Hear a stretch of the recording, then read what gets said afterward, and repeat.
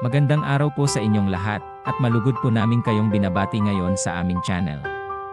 Kung bago po kayo sa aming channel, at nais nyong maging updated sa mga kaalaman sa kalusugan, paki-click po ang subscribe button, at paki-share na rin itong video na to. Magandang araw po. Sa videong ito ay papakita naman namin kung paano po inumin ang ating Salveo Barley Grass Powder. So may hinanda po tayo ditong Barley Grass Powder and yung baso po na may laman na tubig. And syempre yung kutsara po. So ayan po, mag-i-scoop na po tayo ng ating Salveo Barley Grass Powder. Ito po ay mag-i-scoop tayo ng 3 scoop pero pwede po itong scoop ng 2 to 4 scoop po. So, mag-i-scoop lang tayo ng isa, dalawa, and yung pangatlo po natin.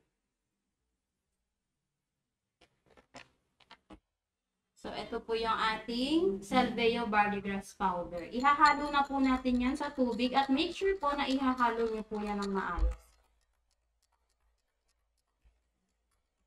So, ito nga po pala ay need po siyang iserve ng malamig or yung katamtaman lang po na temperatura ng tubig. Pero pwede din po siyang iserve ng mainit. Pero meron nga lang po siyang mga nutrients na mamamatay po sa mainit. Kaya mas recommended po na inumin po siya ng malamig. So, ito po wala po siyang yelo, katamtamang lamig lang po siya ng tubig.